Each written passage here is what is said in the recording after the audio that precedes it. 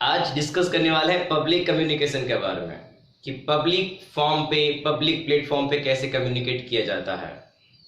आज की जो वीडियो बहुत ही इंपॉर्टेंट होने वाली है आप लोगों के लिए। इस चैनल को तुरंत सब्सक्राइब करें, लाइक करें और शेयर करें, क्योंकि ऐसे ही इंटरेस्टिंग वीडियो लगातार जब मिलते रहेंगे जब उसको सब्सक्राइब करोगे। तो आज के टॉपिक को स्टार्ट करते हैं।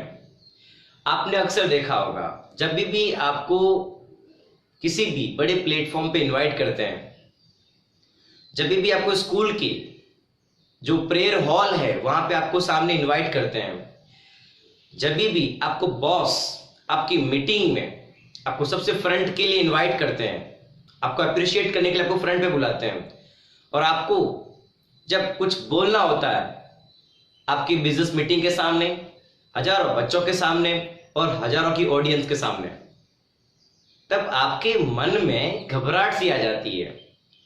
जब आप स्टेज पे आते हैं आपकी हार्ट बीट बढ़ जाती है, आपकी सांस बढ़ जाती है, आपका गला सूखने लगता है, पसीना आने लगता है, आपकी बॉडी पोस्चर मेंटेन नहीं रहता है, आप नर्वस हो जाते हैं, आपकी जुबान लड़खड़ाने लगती है। आप क्या बोलने वाले थे और क्या बोलने लग जाते हैं। और बड़ी बात, हमारे पैर तो ऐसे कांपते जैसे लग रहा है कि हम किसी बम पे खड़े हैं। ऐसा क्यों होता है? ऐसा क्यों होता है हमारे साथ? तो क्या ये प्रॉब्लम्स को दूर नहीं की जा सकती? क्या हम एक बहुत बेहतर वक्ता नहीं बन सकते? क्या हम लोग बहुत बेहतर स्पीकर नहीं बन सकते? यस, बन सकते हैं। हमें चाहिए बस कुछ प्रैक्टिस, कुछ थोड़ी बहुत ट्रेनिंग और फंडामेंटल्स। हम किसी भी बड़े से बड़े प्लेटफॉर्म पर बहुत अच्छे से अपनी बात रख सकते हैं। आपको इंग्लिश नहीं आना, आपको हिंदी नहीं आना, ये प्रूफ नहीं कर सकती कि आप एक अच्छे वक्ता नहीं बन सकते। भाषा इंग्लिश हो या हिंदी, सिर्फ वो भाषा है, और पब्लिक स्पीकिंग एक कला होती है। तो आपको ये कला को सीखना है। जरूरी नहीं है कि बहुत बड़े स्पीकर को इंग्लिश आती हो, जरूरी नहीं है कि बहुत बड़े स्पीकर को हिंदी आती हो। इंग्लिश आ जाना या ना आ जाना कभी भी आपको आगे बढ़ने से नहीं रोक सकती, आपको एक अच्छा वक्ता बनने से नहीं रोक सकती। पर जब आप स्टेज के लिए आप सामने आते हैं, आप खड़े होते हैं, आपके मन में हजारों सवाल खड़े हो जाते हैं। अगर मैं अच्छा नहीं बोला तो लोग मेरे पे हंसेंगे, अगर मैंने अच्छे से परफॉर्म नहीं किया तो मेरा मजाक बनाया जाएगा, लोग मेरे को ताना मारेंगे। ऐसे नेगेटिव थॉट्स इंसान के मन में आना शुरू हो जाते हैं। जैसे स्टेज पे आता है और वो देखता है कि उसके चारों तरफ हजारों की भीड़ बैठी हुई है, तो वो उनका प्रेशर, उनकी तालियों की गड़गड़ाहट, उनका जो लाउडनेस है उसको एक नई दुनिया में ले जाता है। तो क्या किया जाए ऐसी हजारों ऑडियंस के सामने अपनी बात को रखने का, अपनी बात को इफेक्टिवली रखने का? तो एक चीज माइंड सेट करो, जब भी पब्लिक स्पीकिंग की जाती है रैंडमनेस नहीं होती है। हाँ, हो सकता है पब्लिक स्पीकिंग में आपको रैंडमनेस क्वेश्चनिंग के अंदर कर सकते हैं। आपको अगर आप अच्छे ब्रिलियंट है तो शायद आपको आपके साथ में क्वेश्चंस हो सकते हैं रैंडमनेस। आपको किसी इंटरव्यू के लिए अगर बुलाते हैं, आपको किसी प्लेटफॉर्म पे बुलाते हैं, आपको किसी के सामने लाइव जाना होता है, तो उसके लिए पहले आपको इन्फॉर्म किया जाएगा। तो जब भी आपको कोई भी प्रोग्राम के लिए इन्वाइट किया जाता है तो सबसे पहले उस प्रोग्राम को स्टडी करो, उसके फंडामेंटल्स के बारे में जानो। क्या क्या जानना है आपको? सबसे पहले चेक करो कि आपका जो प्रोग्राम है वो किस का प्रोग्राम है। क्या वो एक रिलीजियस प्रोग्राम है? क्या वो पॉलिटिकल प्रोग्राम है? क्या वो एकेडमिक प्रोग्राम है? क्या वो ट्रेनिंग प्रोग्राम्स हैं? या किस चीज का प्रोग्राम है? उसके बाद में वहां आने वाले एज ग्रुप कौन सा होने वाला? क्या वहां स्कूलिंग बच्चे आने वाले हैं? क्या वहां पे यंग कॉलेजेंस आने वाले हैं? या वहां पे जो ओल्ड पेरेंट्स हैं वो आने वाले हैं? या वहां पे यंग बिजनेसमैन एंटरप्रेन्योर्स वो आने वाले हैं? या जो नए स्टार्टअप्स हैं वो आने वाले हैं? तो कौन आने वाले हैं, आपकी ऑडियंस वहां कौन होने वाली, आपको उसके अकॉर्डिंग प्रिपरेशन करनी है। उसके बाद में आता है आपका ड्रेस कोड। आप जब स्टेज पे एक वक्ता बन के आप जाएंगे तो आपकी पर्सनालिटी का इफेक्ट बहुत ज्यादा पड़ेगा पब्लिक पे, और पब्लिक भी आपको नोटिस करेगी, आपकी ड्रेस कोड को, आपकी वेलनेस को नोट करेगी, आपके बॉडी पोस्चर को नोट करेगी, आपकी बॉडी लैंग्वेज को नोट करेगी। तो आपकी बॉडी लैंग्वेज और आपका ड्रेस कोड बहुत इंपॉर्टेंट मैटर करेगा जब आप हजारों की ऑडियंस के सामने जाने वाले हैं। तो एक बहुत बड़ी पर्सनैलिटी, एक बहुत बड़ा इंप्रेशन उनके बीच में पड़ने वाला है अगर आपने सब कुछ प्रॉपर किया। तो ड्रेस कोड के अंदर आपको ये देखना है कि प्रोग्राम के अकॉर्डिंग ड्रेस कोड होनी चाहिए। अगर कोई बिजनेस मीटिंग है तो उसके अकॉर्डिंग ड्रेस कोड होना चाहिए। अगर इसको स्कूलिंग प्रोग्राम है, कोई आपका बच्चों के बीच का प्रोग्राम है तो उसकी ड्रेस कोड अलग होनी चाहिए। कोई रिलीजियस प्रोग्राम है, कोई धार्मिक प्रोग्राम है तो उसकी ड्रेस कोड अलग होनी चाहिए। अगर कोई पॉलिटिकल प्रोग्राम है उसकी ड्रेस कोड अलग होनी चाहिए। तो आपका माइंडसेट बहुत क्लियर होना चाहिए कि आपको क्या पहन के जाना है, और ड्रेस कोड बहुत ही वेल सेट आपका होना चाहिए। उसके बाद में आपने प्रोग्राम को समझ लिया, आपने ऑडियंस को समझ लिया, आपने प्रोग्राम का जो पूरा ड्रेस कोड था वो समझ लिया। उसके बाद में आता है आपका कंटेंट, कि आपको उस प्रोग्राम में एक्चुअली में बोलना क्या है, आपको उस प्रोग्राम पे कौन सी जवाबदारी दे रखी है। क्या आपको एंकर का जवाबदारी दे रखी है, क्या आपको जर्नलिस्ट की जवाबदारी दे रखी है, क्या आपको जज बनाया गया है, या आपको खाली एज ए ट्रेनर बुलाया जा रहा है। तो आपको आपका वहां पे क्या रोल रहेगा ये पहले पता कर लीजिए।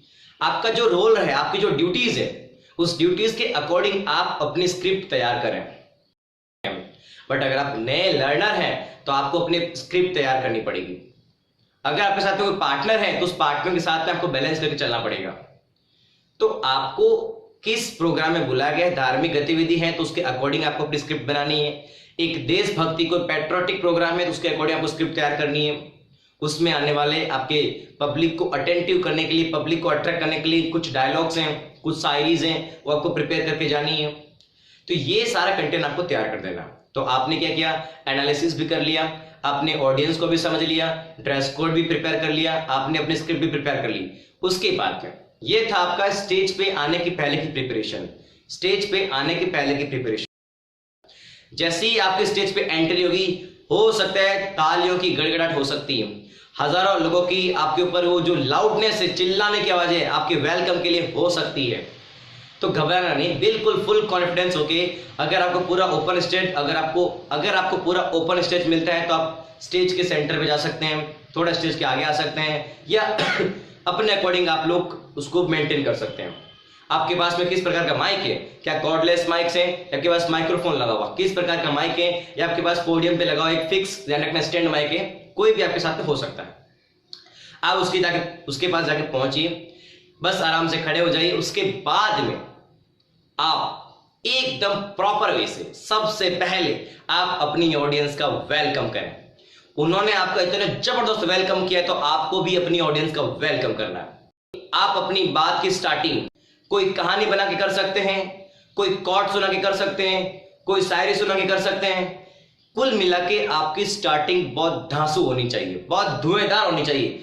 आपकी पहली स्पीकिंग में लोग तालियों पे तालियां बजाना शुरू कर देनी चाहिए। आपका पहला फोकस होगा पब्लिक को बोर होने नहीं देना।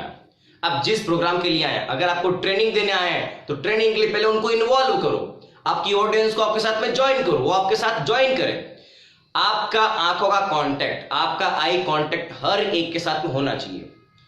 आपका आई कांटेक्ट आपके फ्रंट पे बैठने वाले, उसके पीछे बैठने वाले, या जितने भी लोग खड़े हैं, आप उनसे आई कांटेक्ट मेंटेन करके रखें। अगर आपने आई कांटेक्ट मेंटेन नहीं किया तो शायद आपकी जो स्पीकिंग में क्वालिटी में, या आपकी जो स्पीकिंग में जो प्योरिटी होनी चाहिए वो नहीं आ सकती है। आप मुंह नीचे करके नहीं बोले, या इधर उधर मुंह करके नहीं बोले, एकदम स्ट्रेट रहे, बॉडी पोस्चर मेंटेन रखें, एकदम बढ़िया से चेहरे पे स्माइल रखते हुए अपनी बात को रखें। और बीच बीच में अगर आपको बहुत लंबी बात करनी हो तो बात करने का लहजा आपको आना चाहिए। आपकी बात में कहां उतार होना चाहिए, कहां चढ़ाव होना चाहिए, कहां पे ज्यादा जोर देना है, कहां पे उसको स्लोली बोलना है।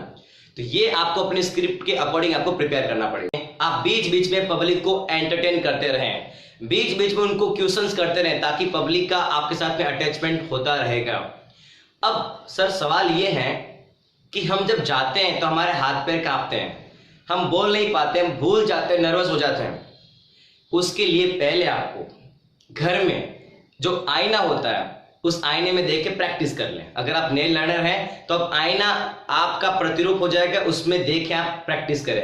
एक दो बार अगर प्रैक्टिस कर लेंगे अगर आपके दिमाग में स्क्रिप्ट एक प्रॉपर सीक्वेंस में है तो आप प्रॉपर सीक्वेंस उसको डिलीवर करते चले जाएंगे।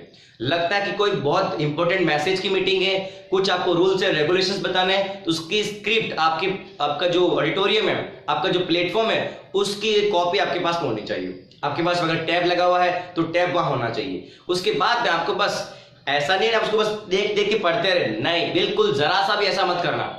आपको एक पॉइंट देख लिया, उसके बाद में सिर्फ आपको हेडिंग्स लिखने की, मुझे इस हेडिंग पे डिस्कस करना है, तो आपको डिस्कशन फ्लो बाय फ्लो करते चले जाना है। मैं फिर रिपीट कर रहा हूं, आपको अपनी स्क्रिप्ट को प्रिपेयर करने में समय लगाना चाहिए, आपको अपना कंटेंट प्रिपेयर करने में समय लगाना चाहिए। उसके बाद में थोड़ी सी प्रैक्टिस करो, ड्रेस कोड वेलनेस होगा तो आप एक अच्छे वक्ता बन सकते हैं, और आप अपनी बात को रखते ही हजारों लोगों की दिल की बात या उनके मन की बात आप जीत सकते हैं, या आप उनसे तालियां बजवा सकते हैं। तो आप जब स्टेज पे होते हैं तो आपकी आंखें, आपकी जबान और आपका ब्रेन तीनों एक डायरेक्शन में होंगे, तीनों का एक ही डायरेक्शन में होना चाहिए। अगर तीनों एक डायरेक्शन में है तो आपकी आंखें जो देख रही हैं, उसकी बॉडी की मूवमेंट देख रही है, लोगों की मूवमेंट देख रही है, लोगों की एक्टिविटी चेक कर रही है, और आपका जो ब्रेन जो सोच रहा है और आपकी माउथ से वो डिलीवर हो रहा है, तो तीनों एक ही लाइन में होने चाहिए, तीनों एक ही सीक्वेंस पर डिलीवर होने चाहिए। अगर आपने ऐसा किया तो आप एक बहुत अच्छे वक्ता बन सकते हैं। अगर आपको वीडियो अच्छा लगा है, आपको कुछ नया नॉलेज मिला है, तो वीडियो को लाइक करें, शेयर करें, सब्सक्राइब करें, और आप हमारे इंस्टाग्राम पेज को फॉलो करना ना भूलें। जय हिंद, जय भारत।